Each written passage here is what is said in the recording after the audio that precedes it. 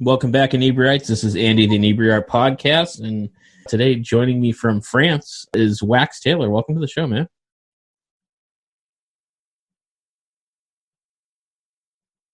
You hear me?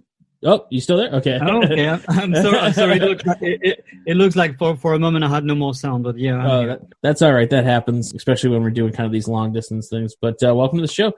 Just before we kind of even get into who you are and what you do, how is it going over there in France? We get the news reports, but what's it like on the ground? Well, it's a tough period. I'm not sure that there's it's like for you guys at the moment in the US, like it's complicated. It's same and different at the same time. I mean, we were not expecting for this, and it's very complicated. It brings some positive elements sometimes from some perspective about just getting time to think about many things, but mainly it's a weird and dark period. So we just hope for the end of the tunnel, like everybody, just expecting for the next episode and being able to go back to a normal life. Yeah. Over here, it's been very heartwarming, on a personal level, to see kind of friends all kind of pitch in and check. I mean, I've been getting text messages from people I haven't talked to in like a year or so. Just check in, see what's going on. Overall, it's a little frustrating because Americans are very obsessed with their freedom and don't really understand what that is and think that they don't have to follow health and safety guidelines. Can be very frustrating. But all in all, most people here are healthy and trying to do the right thing. And so that's kind of where we're at. But, I see that because in the US or in France, the media, most of the time they do talk a lot about people who are not doing what they should. Mm-hmm. But even if you got like 15% people not doing the right way, it means that you still got 85% that are doing exactly what we need to do. And I don't want to be like the so positive guy, but it's always easy to just show that people are not doing what they, and beyond that, the only thing that I see also about this situation, it's just bringing the worst about the social difference. Mm-hmm. And because for some people, it's nearly like a good opportunity just to think about their life and getting some distance and going to the second house near the beach or whatever. Like in France, it's kind of things like you had like something like 500,000 people from Paris just moving to better places. Yeah. And same in New York, I've seen that. So, but in the same time, you got some workers, and I'm just thinking about that. Just that it's just showing also the kind of society we do live in. Yeah, and it's one of those things you always kind of have to keep in mind that the news always seems negative because they're telling you and this isn't like a throwing shade on the news, but it's like they don't report on the person staying home doing all the right things because that's not really newsworthy. So you don't hear about that 85% doing the right thing. Yeah, absolutely. Yeah. So what were you up to before all this? Were you touring? Were you doing club gigs? Like what was a day in the life of Wax Tailor back in February? Well, actually, I was in a process for my next album. Mm-hmm. I've been lucky enough to move to Cape Town in South Africa in January. I was in the process of the album over there, and just came back in February before Armageddon. and so next, I mean, it's weird because when when I'm back home, my friends, the current joke for my friend was like, okay, you're the one who you don't suffer from the lockdown because you live like that. You're in a studio and you're not so social and all that. Yeah. But it's not. It's partly true and it's partly not true because the fact is that it was it's a huge impact on your mental and everything. And because I was in the process of this album, I had a tour that was planned already, coming tour, and I've seen that around me a lot of people there was like two kind of reactions. Some people were in the denial, like I had some people around me, they wanted to think that it would be clear in 2 months, and it was like guys, I think you don't want to see what's going on. Like, and I was the one who was more like, okay, we're in it for 2 years now. It's going to be a long process. I don't, like the economical thing and everything. I was like, okay, it's going to be very longer. So I had to postpone the project about touring and everything. So for a moment, I was thinking probably I'm going to have to postpone the album too, because how all things can be linked. Mm-hmm. But finally, I was just thinking, no, I don't want to. I was just thinking, I just want to focus about music. Like, no more strategy, brainstorm, whatever. Just do the music, and we'll see next. So now I'm in the process, and actually, it's getting better. Like, I'm really in the process of the album. I'm just trying to focus about that. Nice. So you said you were in Cape Town, South Africa. Is there a big music scene there? I feel like I keep hearing more and more, and it's one of those, like, I don't know if Cape Town just popped on my radar, so then you kind of like, every time you hear it, you kind of like your ears perk up. But I just hear more and more about Cape Town in general. Is there a big music scene? Is it up and coming place? Like, actually, it's growing. It's growing, and I've heard probably for 5-6 years now, more and more people talking to me about Cape Town, and this is a place where I never been before. So 2 years ago, I was like, okay, maybe I should go and check, like, just days off, and had the chance to go and just check for it. And first of all, the place is amazing. So that's one thing. It's kind of complex with the history of South Africa, and still like those kind of invisible barrier. I would call it like that. Like okay, everybody got the same rights, supposed to, something like that on paper. Yeah. On paper, yeah. Like it's like you're in New York, you're in Tribeca, and you're welcome. I mean, if you got some dollars. Right, yeah. So it's kind of the same thing, but there is something. There is a scene, and it's a nice town, and there's a lot of musicians, and it's growing. Yeah. Nice. So how did you kind of get into? Like, I feel like when you talk to musicians in general, they pick up the drums or guitar. It's usually like in high school. Yeah. That kind of, they want to be a rock star. How do you become a DJ producer? How does that happen? Like, was it high school? Something like let's call it an accident. Okay. But it just came through the hip hop culture. I think the meeting was with the hip hop culture in the mid '80s and late '80s. I was really into this, and that was really the big moment for this culture in France, when it just came through the ocean, and that was the growing scene. And in the early 90s, I just wanted to be part of this.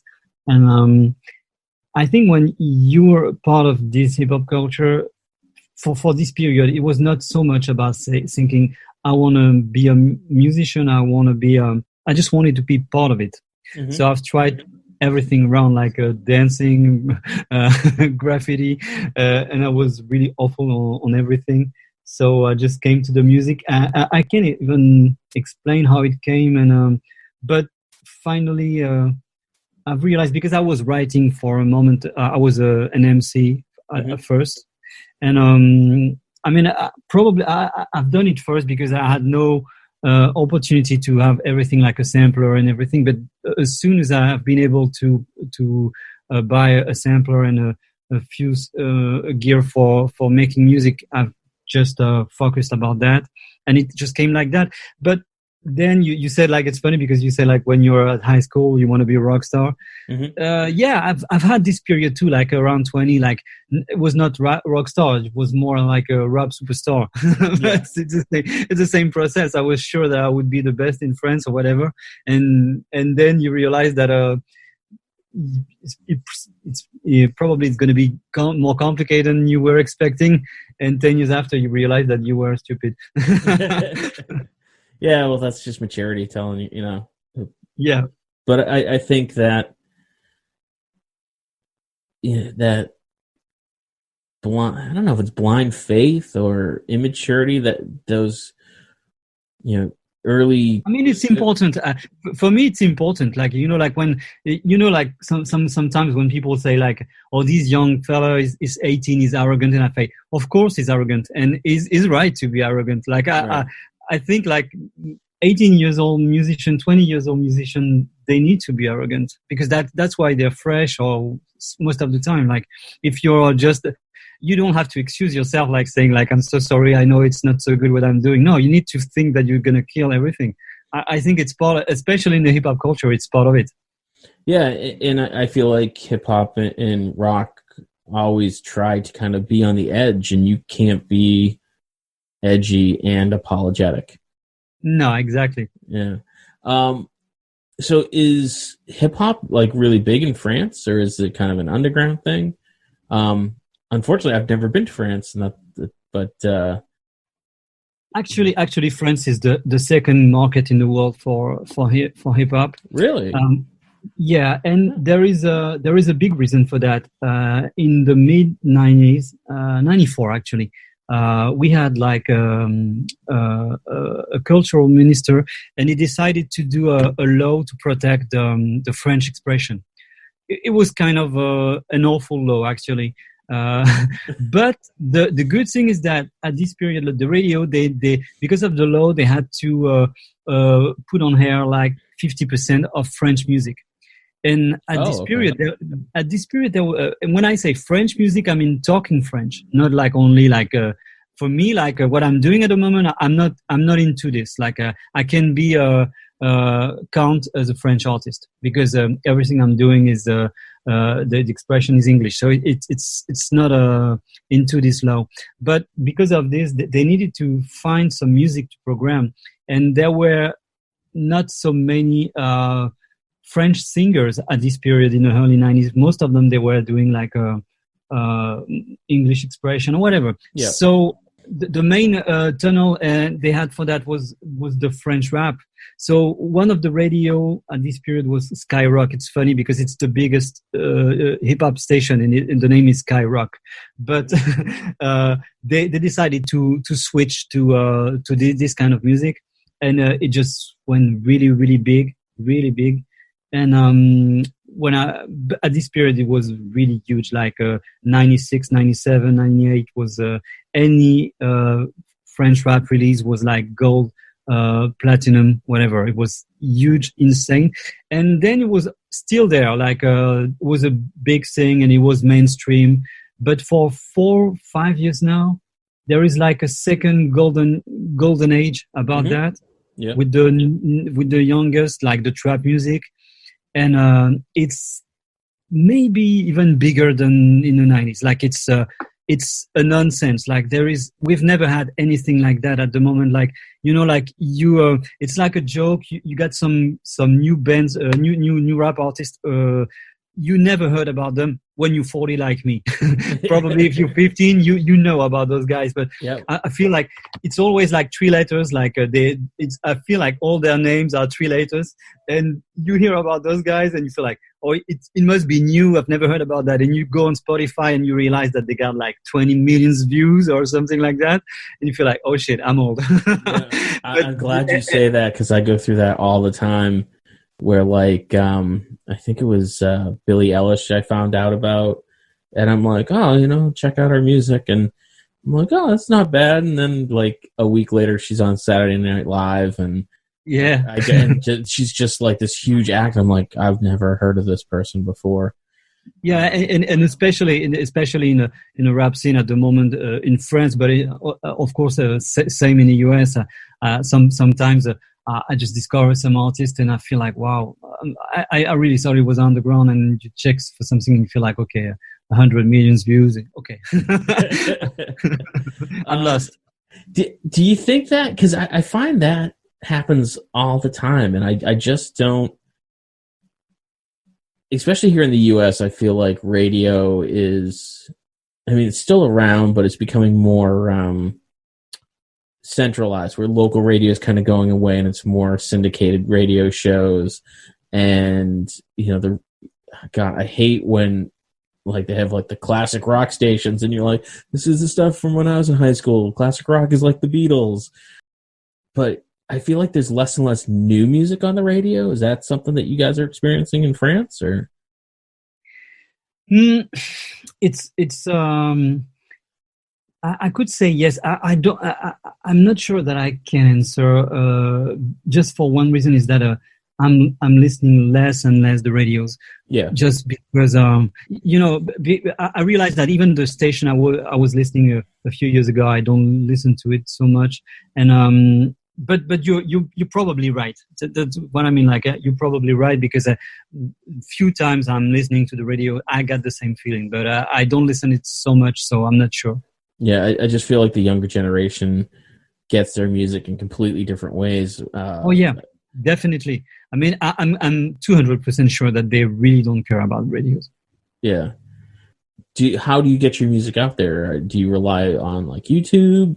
Are you getting radio play, or is it more just kind of an in-person, club experience? Actually, it's interesting because I've realized, like, months ago, I was just wondering about that. I was just thinking that I got no process. Like, it's not like, okay, I'm very organized and here's what I'm doing. I don't know. I'm just waking up, and I think it's probably about a mixture of a lot of things, like my networks, people around me, some friends sending this or that, just checking a few things. But I'm not so organized. Like, okay, I'm checking every. Of course, yeah. By curiosity, sometimes every Friday when I think about it, I'm just checking the new releases. But it's more.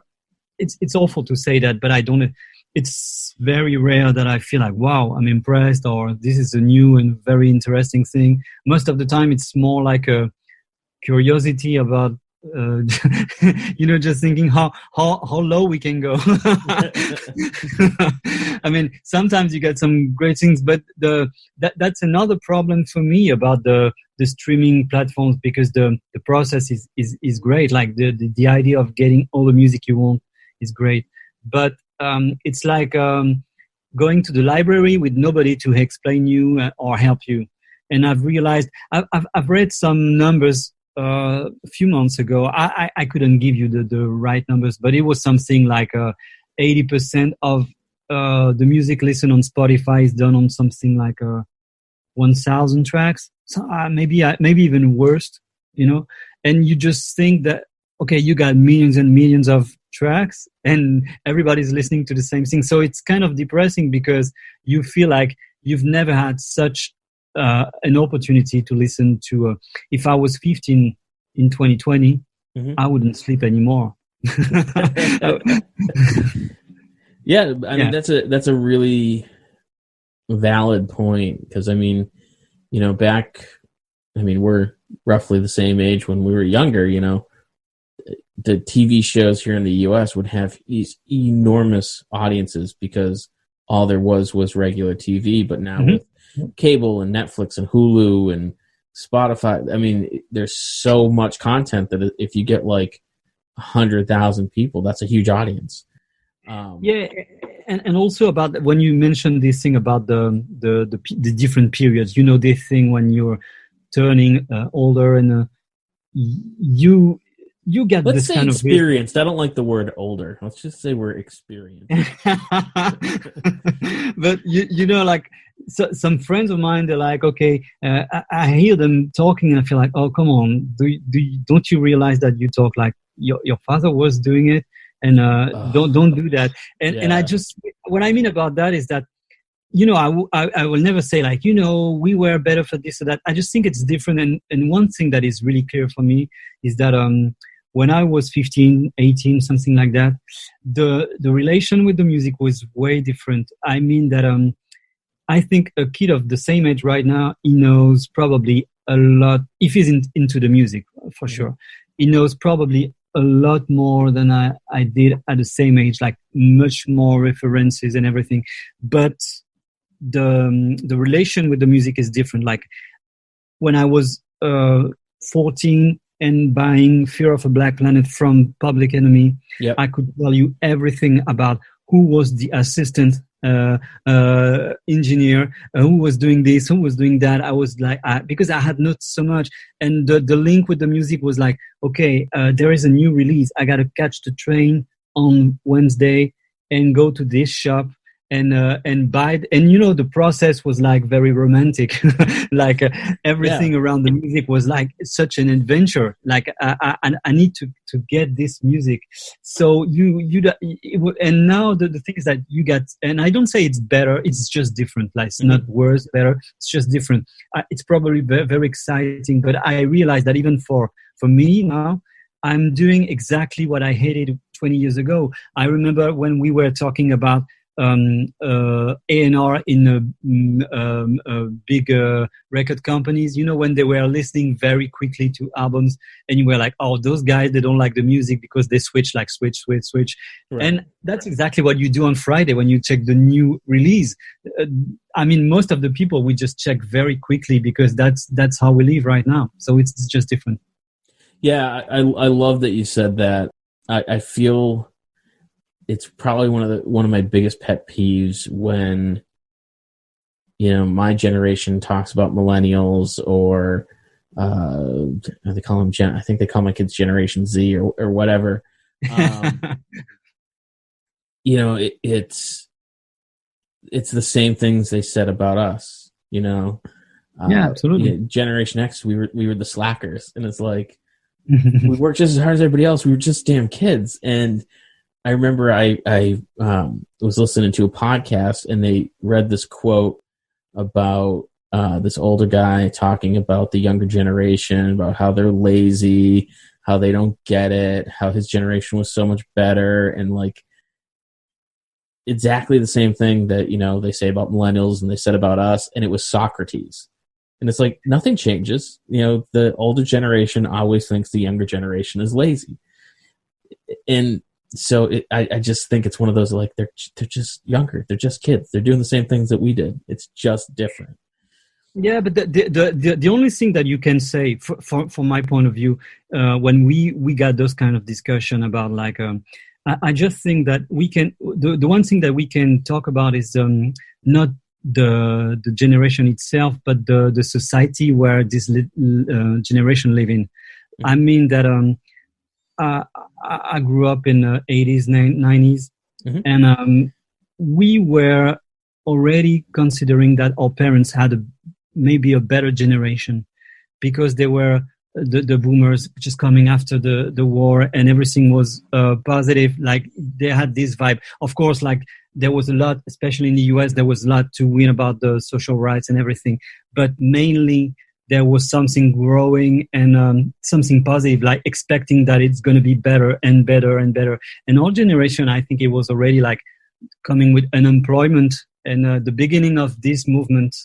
And so now I feel that for the youngest coming now, I just feel like probably was better for us, like it was for our parents. Yeah. And probably our parents, it was better than. So that's for me the only thing that we can compare. Thinking that for me, like my age, my grandparents had a tough life. My parents had a better life. And I just feel like for us it was different. And the next one, I don't know. So this is the only thing when we compare. I will never say like we were more this or that. It's just a different. It's not a different generation. It's just a different context. I think that's very accurate. So you've obviously been making music for quite a while. Have you found that your music has changed? Are you still kind of very similar to how when you started? I mean, obviously everyone goes through growth, but do you try to like really push your boundaries and explore new avenues and work with new people? Well, I do, but you know this thing about when people say this is like a running gag about, oh, this is the album of the maturity. Yeah. This thing, I just feel that I always say that like a joke when say, well, what about the new album? So I think it's the one of the maturity, but I say that because I don't buy this. And for me, my first album came like 15 years ago now, and for me, if I had one about maturity, was this one.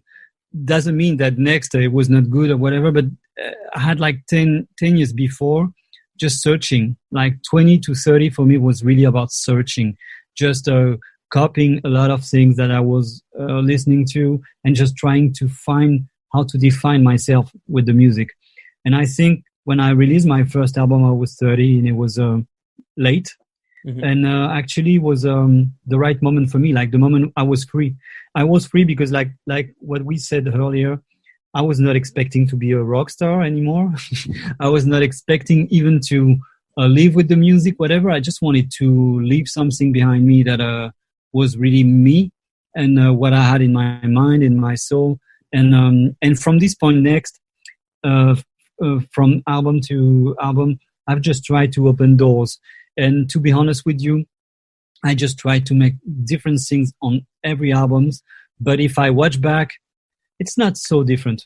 I just try to do it. And I don't know if it's a good point or a bad point. That's how it is. But I think I got something inside of me. And even if I try like an elastic to go very far from the previous album, I realize at the end, I can feel the difference. I feel like, oh yeah, I've done this, I've done that. That this is the kind of things I was not doing before.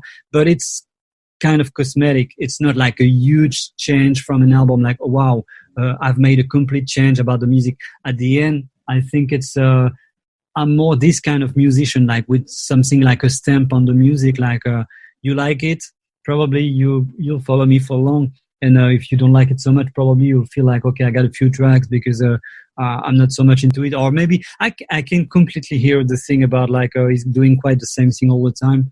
I don't think it's true, but I can hear it. Like, and the more I'm getting older, the more I feel comfortable with that, because I just feel like I'm just trying to be honest with me and what I want to do and express what I got inside. So that's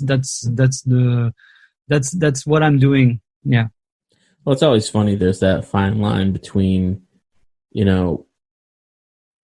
being a consumer of music. You want your band or the band you're listening to sound like the band you're listening to, but be different. It's like if you're a Metallica fan and they go completely outside the box and come out with a country album, you're going to be like, well, this isn't Metallica, blah, blah, blah. Yeah. You want it to sound like Metallica. So it's this weird kind of combination of you want it to sound similar, but not the same. Yeah. The thing is that about that is for me, the more important is that if you do the same kind of music, let's say, even if it doesn't mean so much, but if you do the same kind of music, it needs to be because you just feel like that, not like because you fear that people are lost or whatever.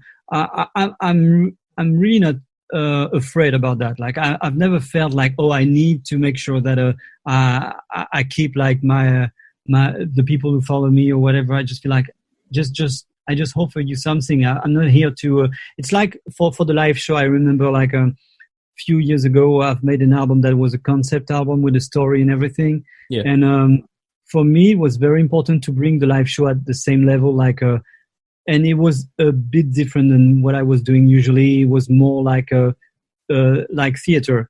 And my live producer was very scared. Like, okay, people they'll be lost and all that. And I think that most of the time people are just not considering that people get sensibility and they don't bet on the sensibility of the people. Like they just anticipate, like, okay, they think like that. You don't know how they think. So I just think that you need to go straight to what you feel, and then you'll see. That's it. So a lot of times I ask musicians, like, what's their process for making their music? Do they start with a melody? Do they start with a beat? Do they start with lyrics? I'm really curious on how you start because, for whatever genre of music I can kind of wrap my head around it, I wouldn't even begin to know how to make music that is very predominantly like electronically generated with, samplers and that sort of thing. I'm assuming it would be more technical than.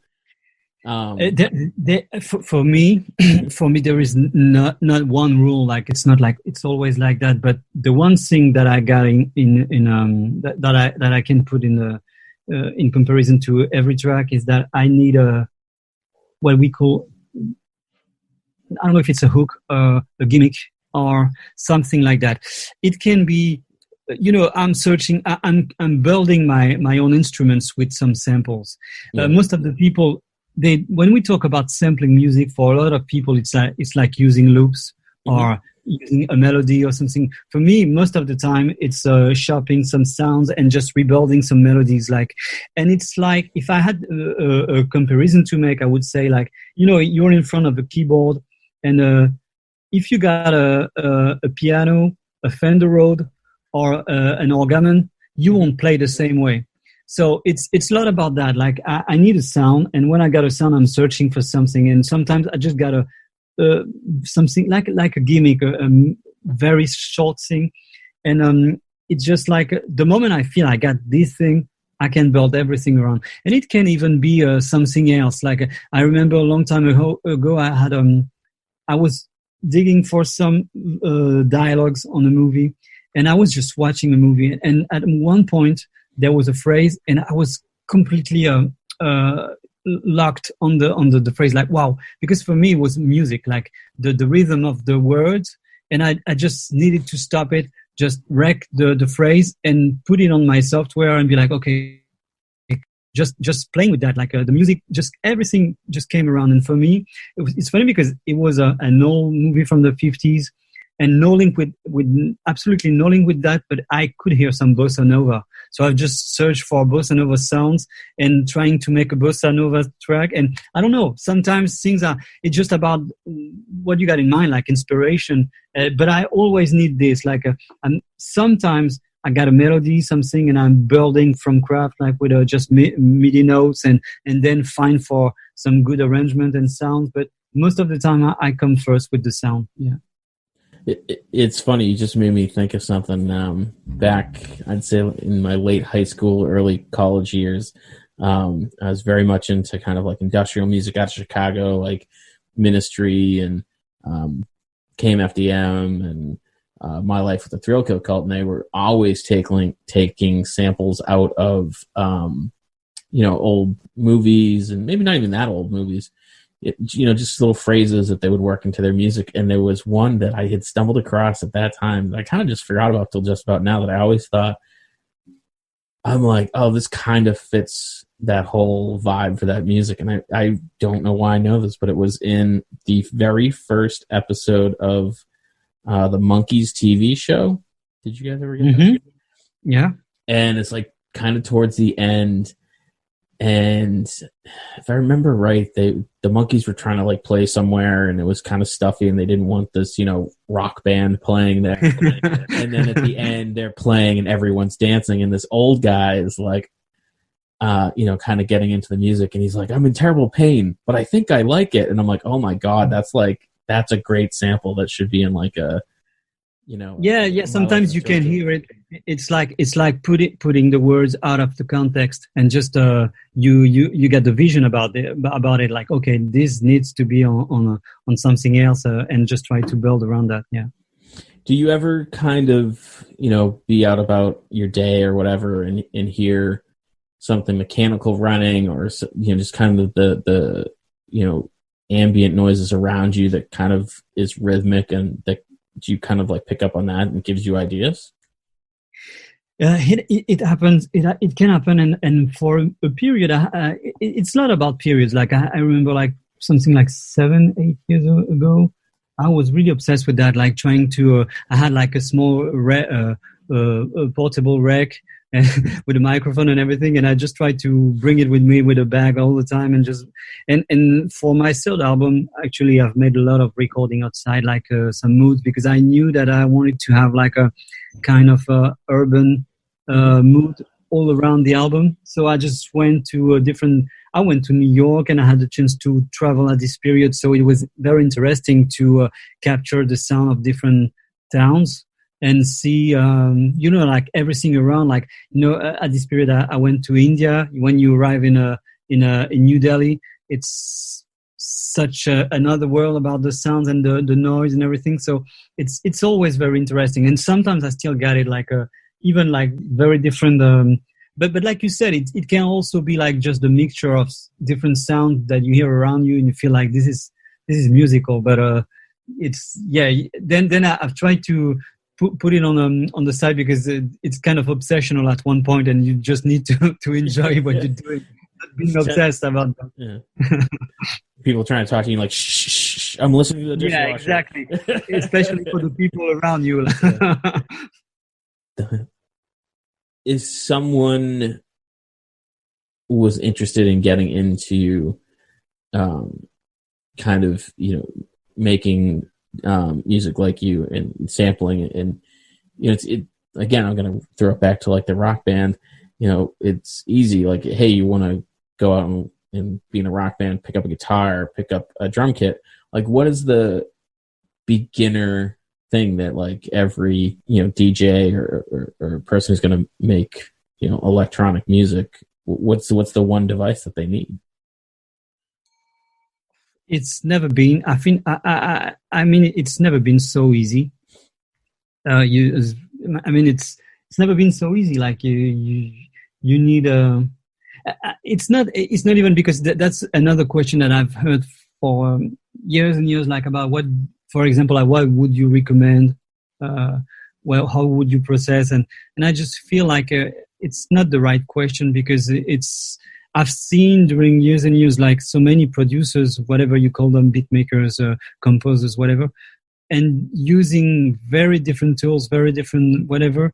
And it's all about the creativity. And I really believe that. Like I've seen some guys working with some supposed to be so amateur tools and making such a great work, and some others with like the full pack of what's supposed to be like the greatest musician on earth, and like still no soul, no nothing. So it's not so complicated. And then like these things we were talking about earlier, like in the 90s, like the process to get a record, to buy a vinyl, and it's quite the same. I remember at this period, like it was very complicated, and that's the one thing that I was saying, like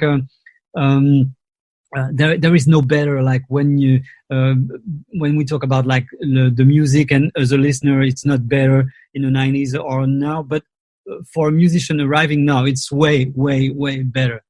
Because you don't need to work for 3 months to get the right tools to work, or you can do it with any stupid, very slow computer, and you'll have 10 times better options than we had at this period. So if you are creative, you don't need so much, and there's so many. And I realize that now when we talk about technology, most of the kids coming now 20 or even younger, they know way better than me what to use, because I could learn from them. Like I'm not like the one so informed. I'm just the old guy using his things, and I'm still curious and just finding things. But it's like the music, like we're talking about this thing, like when you discover something and you realize it's already big. It's quite the same for the technology. Sometimes I feel like I'm talking with some friend and said, you know what, I've discovered this, and they're like, JC, we use it for 2 years now.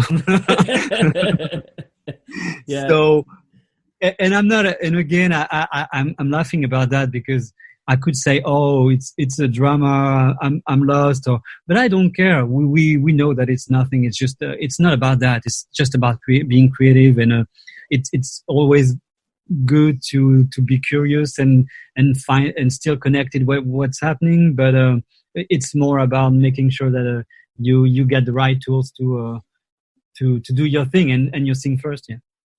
Yeah, and some of those tools now are so readily available and free. Oh yeah, we use Audacity to edit this podcast. Shout out to Audacity, but it's free. It doesn't cost us anything. And no, and actually you get some free tools sometimes. I'm even surprised myself, because you can do things with free tools, and you get your software that you buy like $1,000, and you realize that this codec, for example, is not for free, and it is for free on the supposed to be. So those kind of things. So it's just about making sure that you just get informed about what you can find, and it's easy. So, what are you listening to now that's kind of influencing your music? Any particular bands that is in your Spotify playlist? That's a good question. Like for, I've realized that we were talking about hip hop. I told you earlier that for the past years, when I say past years, I mean like, I don't know, like time's running fast, maybe 5 years, something like that. I think rap music is more exciting than it was in 2010, 2005, around that. For me, 10 years ago, 15 years ago, I was way more nostalgic about the 90s. Like the 90s, this discussion, this eternal discussion about like it was better before. Mm-hmm. I think it's not the right angle. If you talk about psych rock, it would be stupid to deny that the late 60s was the moment. Right. So it's same for like the boom bap sampling music, like early 90s, like 93, 94, like you can compete with that. Like there is no chance to compete with that. But the good thing at this period is that it's something else. Like rap is so mainstream nowadays that you can't compare a supposed to be underground movement to the huge mainstream thing. Rap music nowadays is the pop music of the 2020. That's it. So you can compare those two periods. But I got to say, there is more and more creativity. And it's interesting to see that you see, like 5 years ago, I remember when Kendrick Lamar released Pimp a Butterfly. I was kind of surprised because it was like number one, and I was thinking, I like this album actually, and I don't feel like it's a lazy album, easy, cheesy for the radio. I just feel like it's cultural.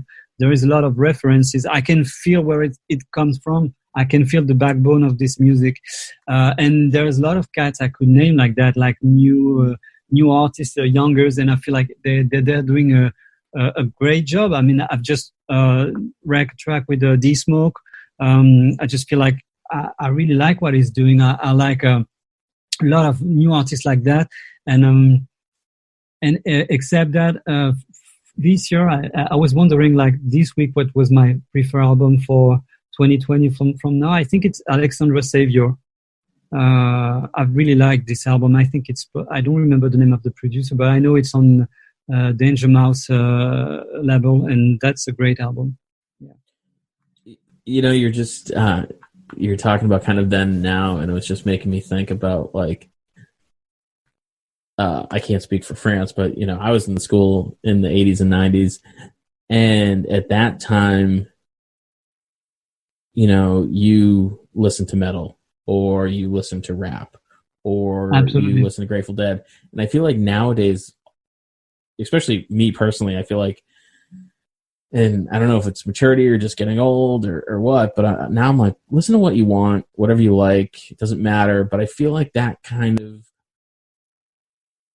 cross-pollination is kind of normal now where, my kids listen to a wide variety of things. One of my daughter's favorite bands is Nirvana, which kind of blows my mind. But I feel like now it's more acceptable and common to be like, I like rap and I like country and I like this, and so it almost gets harder to ask people like, oh, what kind of music are you into, because everyone says, oh, I listen to everything. I perfectly hear that, but I just think also that it's just one example, but I've just mentioned this thing about hip hop when I was into this culture, late 80s, early 90s. As a rap band, for example, like you wanted to do a gig for the promoters, mm-hmm. You were not an artist. You were just something like this kind of, where is your drummer? I got no drummer. What do you mean you got no drummer? And so we had to fight. And that's one of the reasons why I think we were like, we're not like a techno. Techno is another tribe. Yeah, like you said, like, no, I'm not in this tribe. Oh, metal, those guys, and we had all the cliche, we had some cliche about rock guys, electro guys, hip hop guys, because it was tribes. We had all tribes, all world, and I think everything just went in the late 90s. Probably everything began to change, and I completely agree with that. Like the youngest, they really don't care about that. I really feel that. And the good thing is that probably it also helped that's one thing interesting. I think that you got some kind of project that appeared, and you were not able anymore to put a stamp like we used to. And as an example, I often use this one, but I remember like in the late 90s or mid 90s, Björk, she was an electro artist. We could say like she's an electro artist, even if she was coming from Sugar Cubs, but she was an electro with our project. And Radiohead was a rock band. And 15 years later, you just watch them and you feel like, is it so easy to say that Radiohead is a rock band and that Björk is an electro artist? I don't think so. So I think it's a lot about that, like the frontier. There is no more frontier like that. Like when you say like electronic music, like everybody's doing electronic music. Everybody's recording with a computer and software and everything. And on stage, rock bands, they got like Ableton on stage. So it's there is no more frontier like that. Yeah. Yeah, and it's one of those things that, we've been interviewing a lot of music acts lately, and, I want our listeners to kind of, obviously I want our listeners to go out and check out your music, but it's always like I want them to kind of have an idea or an expectation of like what kind of music it's going to be. And that's a really hard thing to convey because, back in the day, you'd be like, well, what section is your album going to be? Is it going to be the rock section or is it going to be the country section? And so I've started to ask people, I'm like, if you're going on tour, like what band would you go on tour that would make sense for your fans to see you at?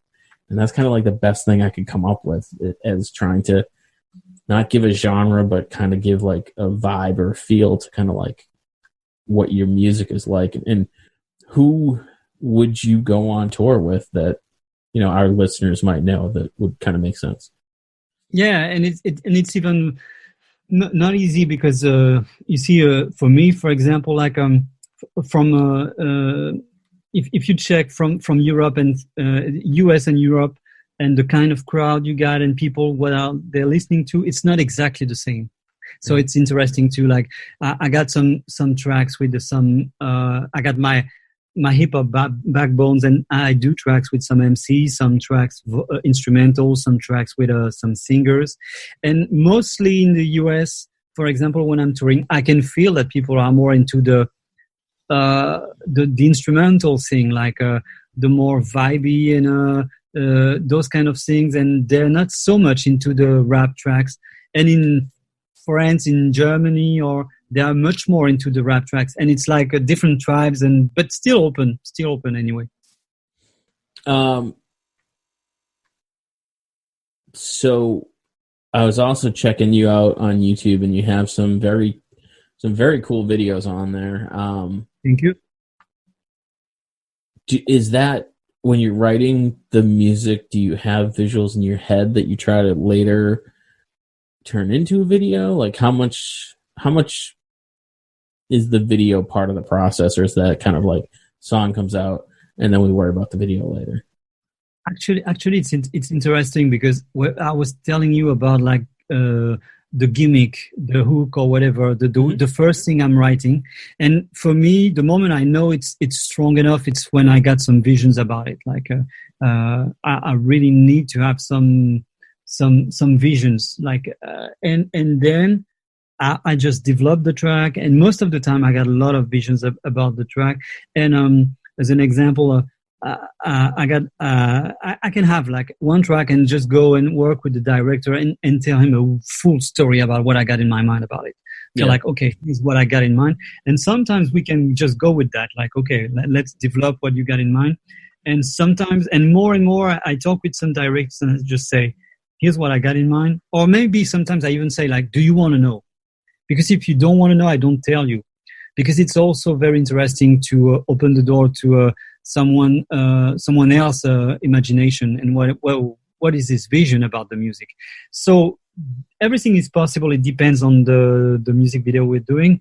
And sometimes I'm co-directing just because I want to make sure that it goes on this right direction. And sometimes I just open doors to being surprised myself. And it's often interesting, like it can go in different process. Sometimes I just bring everything I got in mind. The director said I had another vision, and I'm just like, okay, let's go with your vision.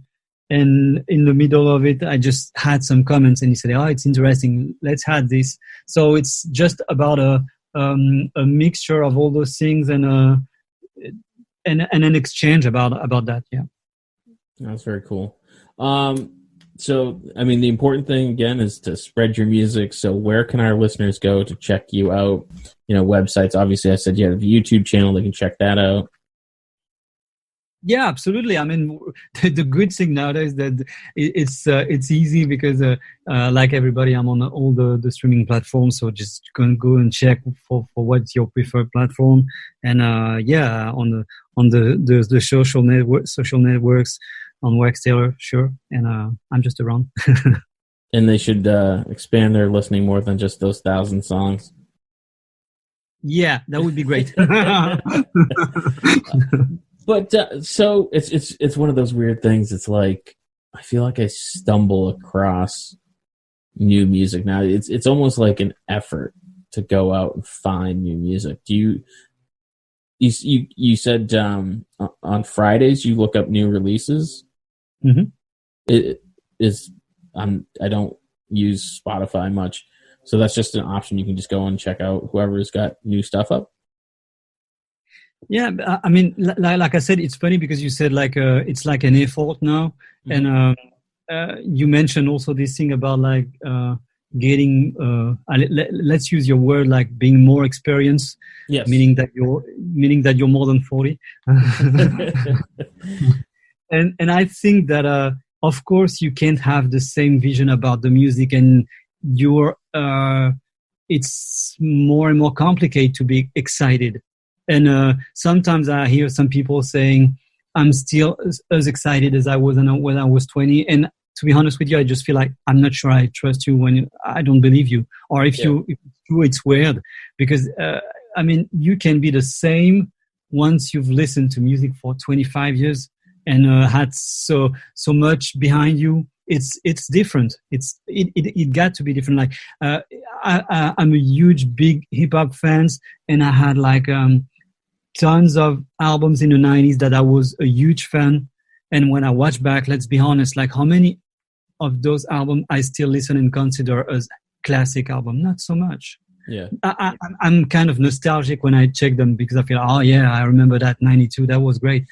But it doesn't mean that I feel like it's of course, if I do listen to Midnight Marauders from Tribe Called Quest, I can consider it's a classic, very, very high classic, of course. But for most of the album, it's not the same thing. So I just feel that you're 20 nowadays, you feel more excited about everything that comes, and probably in 20 years you'll reconsider what you've listened to. That's kind of logical process. So I just try to listen to everything not everything, but the more I can about what's the new release, just to know and check and see. And again, not to try to be in the thing of the moment. I don't care, but just to know. Yeah, and I think a lot of that has to do with us being more experienced. Is it's harder to impress because when you're younger and you mentioned Public Enemy, I mentioned Nirvana, like when those came out, I mean, blew my mind. I'm like, oh my God, I've never heard anything like this. This is so different from everything I'm used to. And then as you get older, you're like, oh, I mean, yeah, they were covering Bowie and they were covering these other musicians. Exactly. Same. And then as you get older, the amount that you're exposed to is just so much more, where something that's genuinely new and groundbreaking is so much harder to come by. Yeah, you're right. But I want to say thanks for taking the time to chat with us. It's a lot of fun. My pleasure. And before you were saying that you weren't sure about your English, I thought you did great, man. You probably did better than me. Thank you very much. Yeah, and so stay safe, and hopefully our listeners will check out what you have, and hopefully everything will get back to relative, or at least on the road to normalcy. That's kind of what I'm looking forward to. Just kind of I really hope movement.